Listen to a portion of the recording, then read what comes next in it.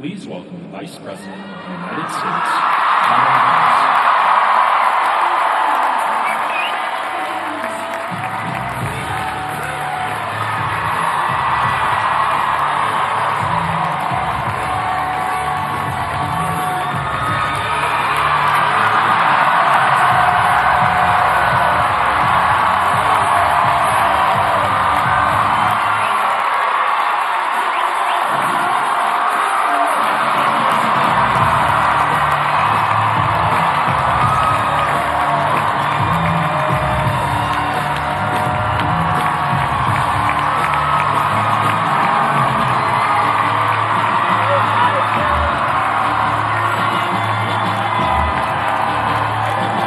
Good afternoon. Good afternoon.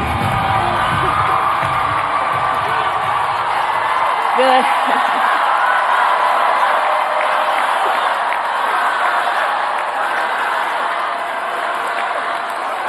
Good afternoon, everyone. Good afternoon. Good afternoon. Good afternoon. Thank you all. Thank you, thank you. Thank you, thank you. So let me say, and I love you back. And I love you back. So let me say, my heart is full today. My heart is full today, full of gratitude for the trust you have placed in me, full of love for our country, and full of resolve. The outcome of this election is not what we wanted, not what we fought for, not what we voted for, but hear me when I say, the light of America's promise will always burn bright. As long as we never give up, and as long as we keep fighting.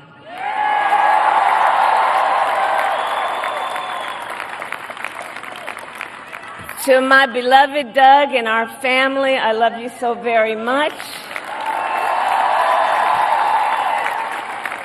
To President Biden and Dr. Biden, thank you for your faith and support. To Governor Walz and the Walz family, I know your service to our nation will continue. And to my extraordinary team, to the volunteers who gave so much of themselves, to the poll workers and the local election officials, I thank you all. Look, I am so proud of the race we ran and the way we ran it. Over the 107 days of this campaign, we have been intentional about building community and building coalitions, bringing people together from every walk of life and background, united by love of country, with enthusiasm and joy in our fight for America's future. And we did it with the knowledge that we all have so much more in common than what separates us. Now, I know folks are feeling and experiencing a range of emotions right now. I get it. But we must accept the results of this election. Earlier today, I spoke with President-elect Trump and congratulated him on his victory. I also told him that we will help him and his team with their transition, and that we will engage in a peaceful transfer of power.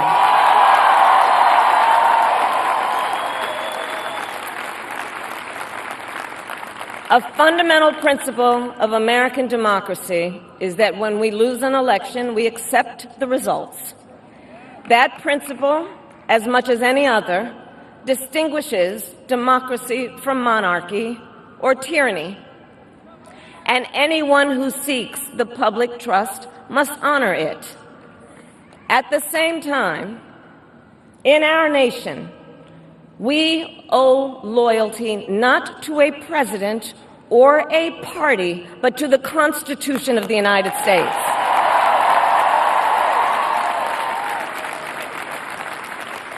And loyalty to our conscience and to our God.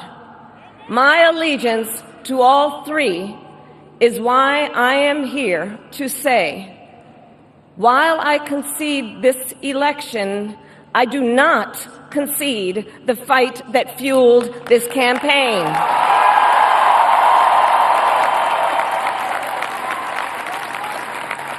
The fight for freedom, for opportunity, for fairness, and the dignity of all people. A fight for the ideals at the heart of our nation, the ideals that reflect America at our best. That is a fight I will never give up.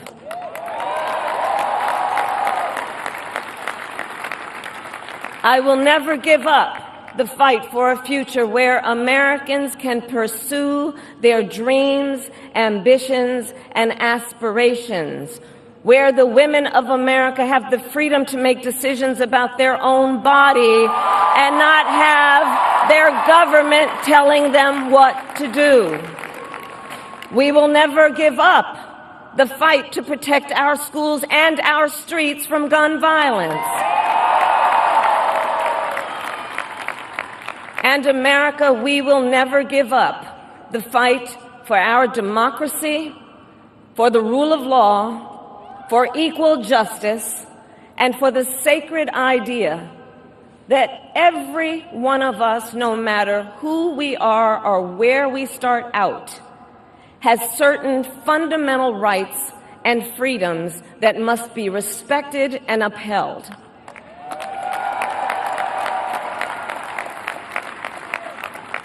And we will continue to wage this fight in the voting booth, in the courts, and in the public square. And we will also wage it in quieter ways, in how we live our lives, by treating one another with kindness and respect, by looking in the face of a stranger and seeing a neighbor, by always using our strength to lift people up, to fight for the dignity that all people deserve.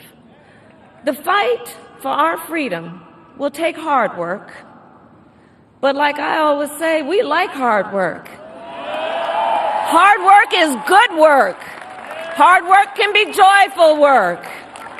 And the fight for our country is always worth it. It is always worth it.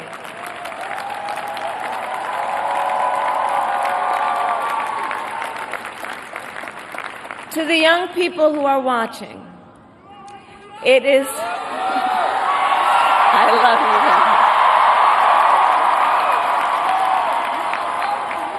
you. To the young people who are watching, it is okay to feel sad and disappointed.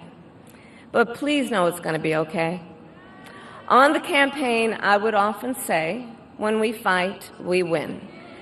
But here's the thing. Sometimes the fight takes a while. That doesn't mean we won't win. That doesn't mean we won't win. The important thing is don't ever give up. Don't ever give up. Don't ever stop trying to make the world a better place. You have power. You have power.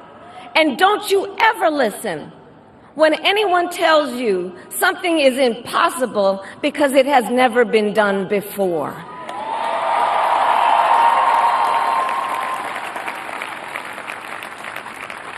You have the capacity to do extraordinary good in the world. And so to everyone who is watching, do not despair. This is not a time to throw up our hands. This is a time to roll up our sleeves. This is a time to organize, to mobilize, and to stay engaged for the sake of freedom and justice and the future that we all know we can build together. Look, many of you know I started out as a prosecutor, and throughout my career, I saw people at some of the worst times in their lives. People who had suffered great harm and great pain, and yet found within themselves the strength and the courage and the resolve to take the stand, to take a stand, to fight for justice, to fight for themselves, to fight for others. So let their courage be our inspiration. Let their determination be our charge. And I'll close with this. There's an adage an historian once called a law of history, true of every society across the ages. The adage is, only when it is dark enough can you see the stars.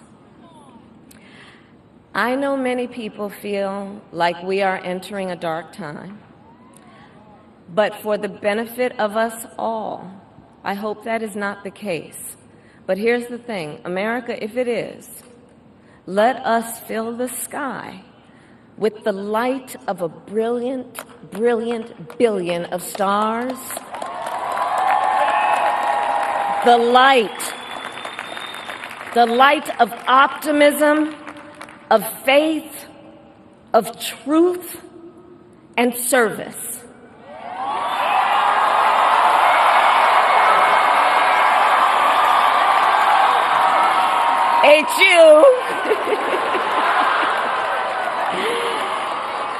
And may that work guide us, even in the face of setbacks, toward the extraordinary promise of the United States of America. I thank you all. May God bless you, and may God bless the United States of America. I thank you all.